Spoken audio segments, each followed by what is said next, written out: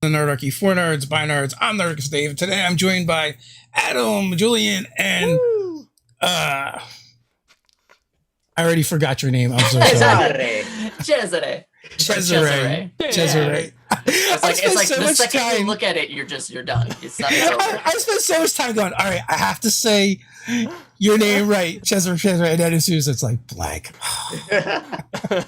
Listen, Right. late 80s, early 90s were a little rough. That's all I'm going to say. So if you guys want to kind of like introduce yourself and tell people what you do, if they're unfamiliar. So we'll jump in with you first, Adam. Awesome. Yeah. Hello, everyone. I am Adam Sowards, and I am the Dungeon Master or Artistic Director of the General Adventuring Company. Basically, the General Adventuring Company is a 5th edition tabletop role-playing game, podcast, and video production, where we try to focus on two things, like story and collaborativeness. And I guess I'll get more into that later. But we're a fun show where we play D&D and stories and stuff. And that's me. My name is Julian. I'm one of the players in the podcast. I play a dwarven eldritch knight named Sinag Asbukan. And in my spare time, I act in New York City, which means I work a million different jobs. Spend a lot of time on an audio series, but one of my other gigs is running D&D for whoever wants to give it a shot. I specialize in teaching new players, and I joined Adam's podcast several months back, and I've been working with these guys since. It's been a great time. Woo. Yeah, it's been awesome. My name is Cesare, and I am also one of the players. And I do a lot of the back end with the podcast as well. My company is a media production company called EMP Studios. And with one of my lovely friends, Nick, he's our editor. We do a lot of the behind the scenes stuff and getting the episodes ready. But I play Jasper Yondi, who is a Dragonborn Ranger Rogue multi-class, because honestly, I'm too ADHD to just pick one, and I want all of the flavor. You got the min-maxers here today. Me and Cesare are the min-maxers of the group. We love builds. We love crazy builds and breaking the game and frustrating at it. I've watched so many YouTube videos, not to be the most min-maxer possible, but to know as much about the possibilities so that I can find stuff that fits the actual flavor of like how I want to be specific with the character. And fortunately, I've had a lot of those videos from you guys pop up in my recommended videos. It's great. Well, why not both, right? You can make effective characters and then also have cool story and role-playing elements as well. One of our friends has dubbed themselves the immersive power gamer. So, I feel like there's room for all play styles at the table. And also 5e seems a lot less dependent upon it than other systems like 3.5 or Pathfinder, where you would sit at a table, and if you make up a character that wasn't maxed out, like other people at the table would get mad at you for not being effective in the game. They're like, come on, you have an AC of like 8. Doing? Like, come on, guy. I definitely very much feel that as well, because when I'm a player, I'm like, okay, first I got to think about their backstory and like their characters and what the personality traits are like, but maybe I should take that feat as well. Maybe I should bump that stat as well, because I got to be able to fight, right? I got to have a charisma of 20, like. So I really feel with that sort of immersive min-max or what you said. Immersive power gamer. Yeah. Immersive power gamer. That's so dope. Like, I guess also too, it's like, why would you become an adventurer if you suck, right? Yeah. It doesn't seem like you're going to be in that profession very long. There is something really fun about like, okay, I'm like the local baker, and I'm just going to go out there and like hit people with my pan. But you got to be good with that pan at least. Yeah. There is also stuff you could role play even if you are like a min-max character. Like, I feel like there's a lot that could be said for designing like a clumsy artificer, what are they called? Artillerist. Like, you could just flavor it. Like, I fire my cannon and I fall backwards or something like that. Oh, that'd be like great. You could do stuff like that, but still have the intelligence of 20 and everything. Like a Milo Thatch Atlantis situation with like the Zero cannon. I like the idea of the character with the lucky feet. That it's just like everything when you use your lucky feet, it's just something dumb that happens, and it just always works out for them somehow. Honestly, I need to start remembering that because a little secret, I put a lucky feet on pretty much every single character that I make when I'm a player. Okay. Because I like that. I was getting worried. Yeah, all the NPCs and all the and NPCs monsters have all lucky. the NPCs. Like, is that why we've lost every fight? Every NPC has legendary actions. Just because I like that sort of like dumb luck a character thing where it's just like, oh, they're kind of like an idiot, but I mean, they're just really lucky because I mean, you look at all of the characters from like TV shows and movies, and like most of the time they're not all that competent, they're just really lucky. Yeah. And I'm like, I think that's a really fun like story kind of aspect that I like to involve. And also, I just want to win. You want to win. You want to win. Just admit it. Yeah. Just a quick reminder, everyone, in the description, you can find links to find the General Adventuring Company, as well as these fine folks here over on Twitter and around the interwebs. So, high drama, high comedy D&D actual play series. It seems like a pretty lofty boast there. That is right. That's what we do. We have high goals, and even higher expectations. I would say that I think I said this a little bit earlier, but we like to focus on two things with the show. And first is story, and second is collaboration. We like to focus on story in how would I put this? We try to make the experience most akin to like a radio play or like a radio drama, if that makes sense, where the focus is on the listener, on the watcher. So we're trying to cut out all of like the pauses and like the doing math of the actual plays and getting to the exciting stuff, getting to the drama, like Game of Thrones-ish type political intrigue, but then also still having this like comedy of like Guardians of the Galaxy silly fun that D&D just like naturally has. So we like to edit it in a way to where we can get to those fun moments, but still having the actual play where you hear the dice roll, where they say the numbers, but just like cutting out so that we can get to that fun stuff.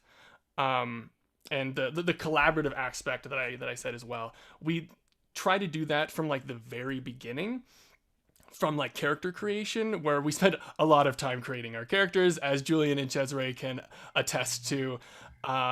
And I've never spent as much time creating a character. Exactly. we spend a lot of time like thinking about it, like doing like archetypes and things like that. And we have a lot of freedom when they're making their characters for me to like change the world a little bit to like fit their character. It's like, oh, your characters, you don't want to be from this certain city, let's make a new one and make like all the things about that.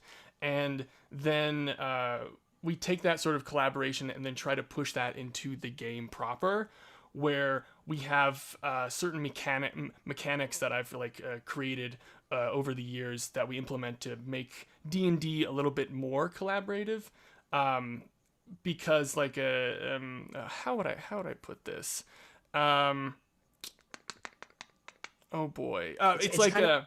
Oh, sorry. Like you ask us all the time, like what we think would be the most interesting thing in these scenes. Like you'll introduce like the Baron's Guard and be like, well, what traits do you think the Baron's Guard has? And even if it's an antagonistic character, we're going to be shouting like, oh, he has a sword hand. And oh, he's got a million knives that he's going to throw at us. Yeah. And like, even if it's going to absolutely screw us over, like I don't do that ever. I try and make the most timid, most easygoing. I'm like, he seems like he has a sunny personality. I just give everyone knives. When I get a chance, I just give everyone knives. Everybody has knives. Knives and sword hands. Yep. I mean, because like I think that it's a lot more fun to have like multiple people telling the story, rather than it just being from the DM. I mean, like to an extent, obviously, but I like having the players being able to throw in their ideas about the world and how they view it. So we like made certain mechanics like make that possible. And I think that really helps it be more of like an inclusive game space and like an inclusive story, which I think is really cool. And that's like in a sort of long-winded, sort of basic way. That's kind of the General Adventuring Company's like vibe, I guess. A lot of improv, basically. A lot of improv. Crowdsourcing the table in each other. I mean, we do a lot of that in our own games, especially for parts of the game that can be a little less interesting, like overland travel. If nothing happened, like a lot of times our GMs will be like, hey, it took 2 weeks to get here and you did, but what's something interesting that happened along the way? Just as a way to give players some agency and help do some world building. And also, like you mentioned, like, changing the world in the beginning when, people are putting forth their characters is like a great way to get your players more vested in the world they're playing. Oh yeah. Definitely. Like, I write the story based off of solely everyone's collective backstories. So like, the like sort of long game of the game is going to be, this story that has culminated from all of their collective backstories, like the certain villains and stuff like that. But he sneaks it in there. Yeah. Sometimes I'm like, oh, we're just going to a town. And then all of a sudden there's like this little hint dropped for a character's backstory. He does weave it in and out a lot, which is fun when we're caught off guard by it. Yeah.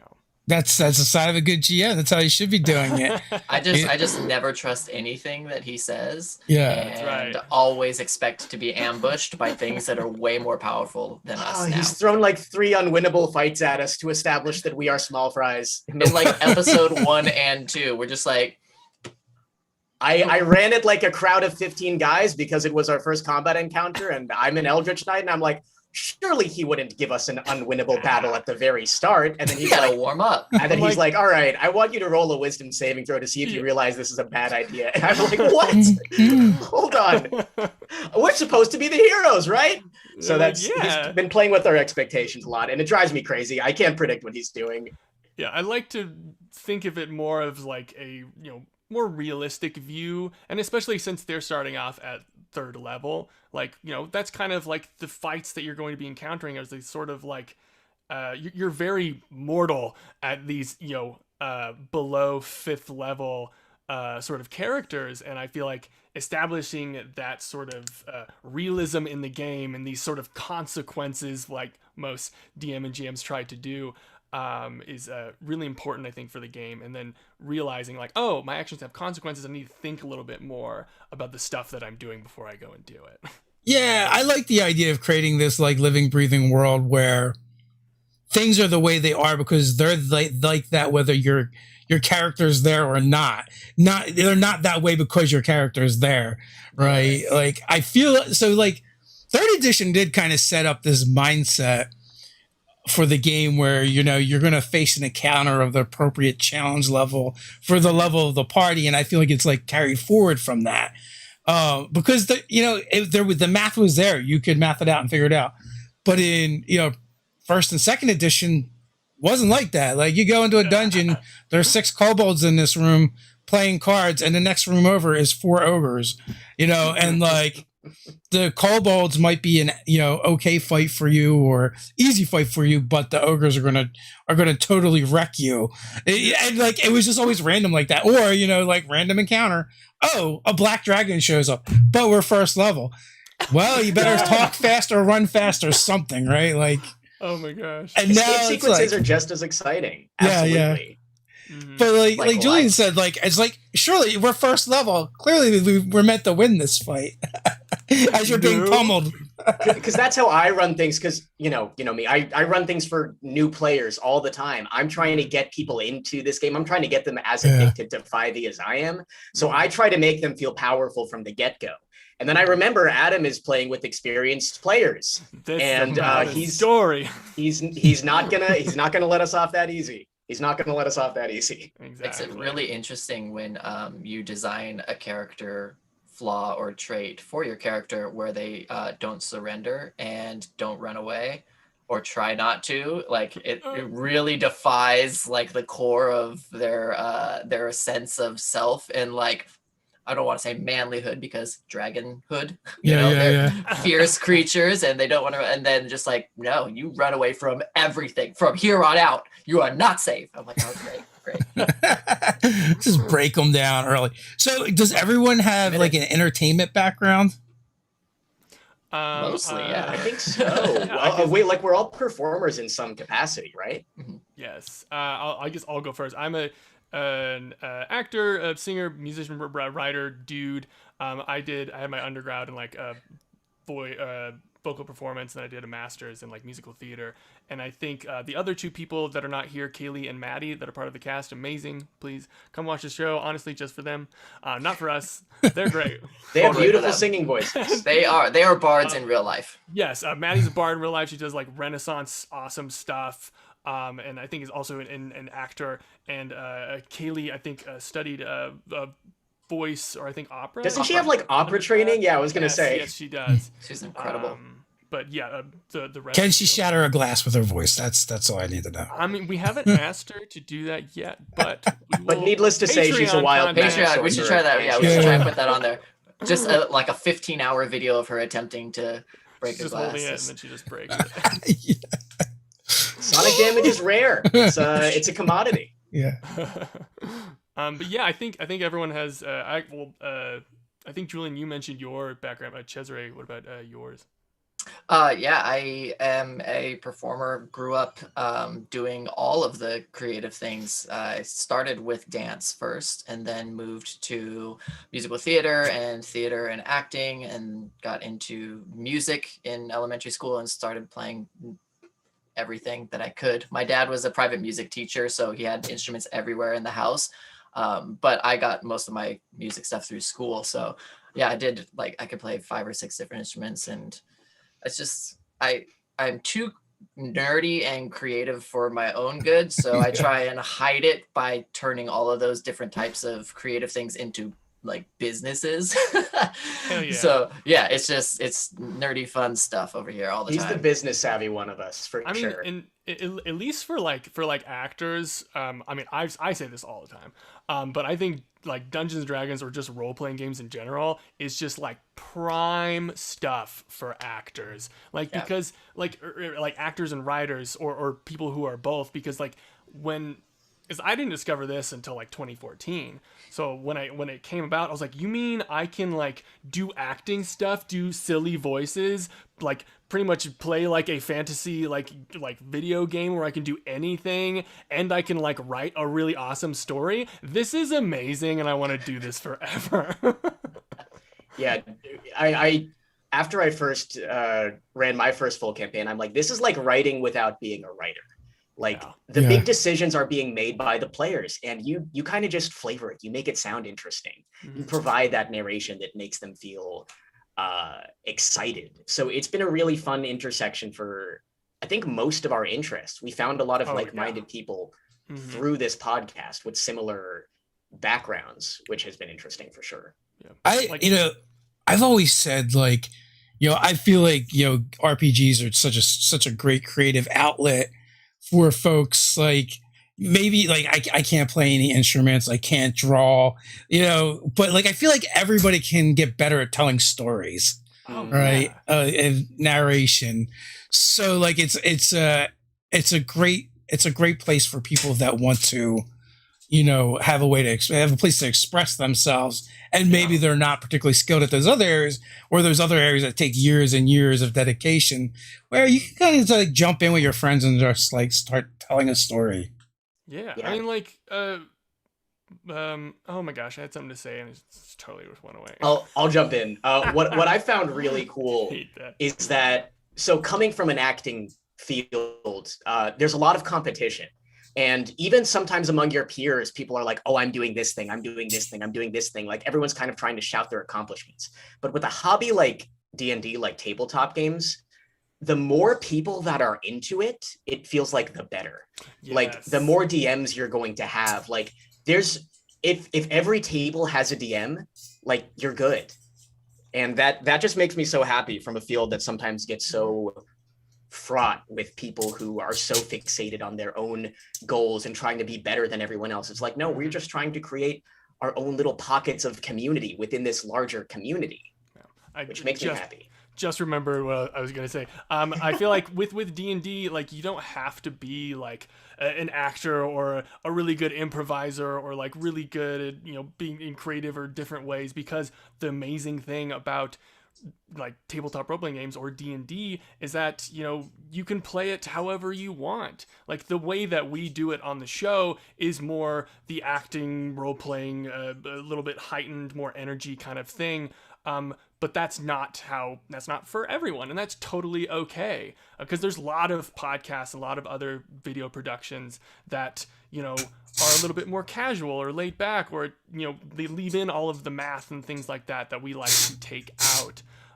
But that's like totally valid that they like to play that way, and I think it's really cool that we're able to fit everyone in to play this really awesome game, no matter like your skill set. Like it doesn't have like, there's not a gatekeeping thing for these games, because you can play it however you want. It's just awesome.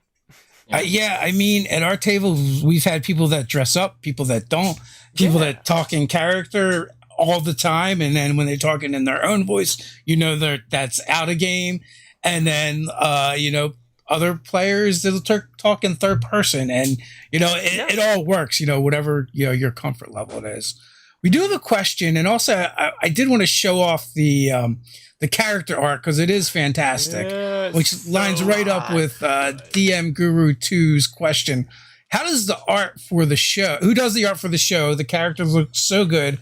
Can you guys talk about the development of the characters' looks within the artist's style? Hell yes. So first of all, the logo was made by Kaylee Reed, which is she's another player in the show. But the character art that we got and like the overlay was made by Apollo Avery. You can find them at, I think, Instagram and Twitter at Apollinaires.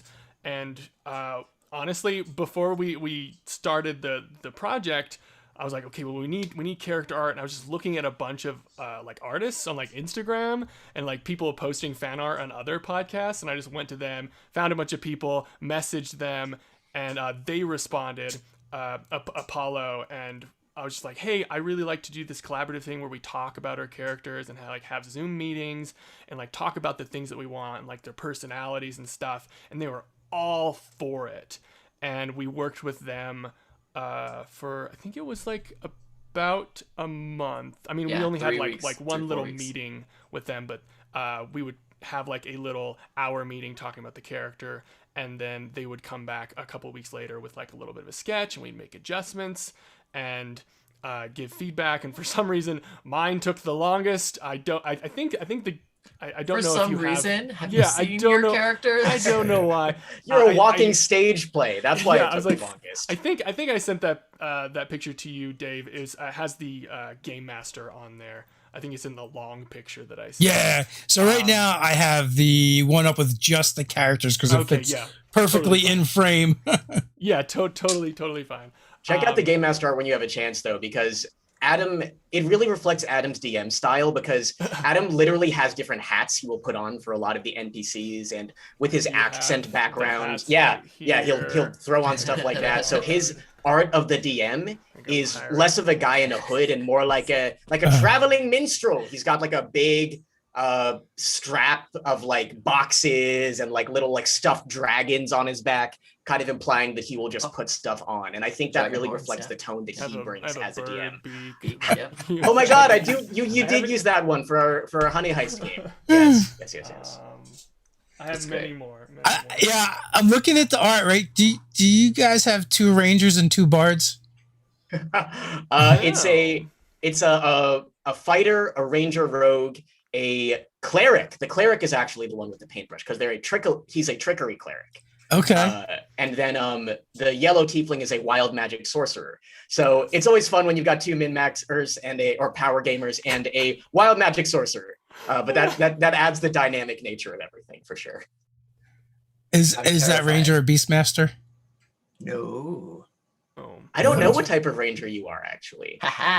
So I had this fun little thing where, and actually Adam and I talked about it quite a bit, where I nerfed Jasper, my Ranger Rogue Dragonborn, to where he didn't use or have any Ranger magic. It'd be story-wise, that's just It's a how low it was magic working world. out. Yeah, Yeah, yeah. it was a very it's low a magic world. The world. country we're starting off in is like no magic.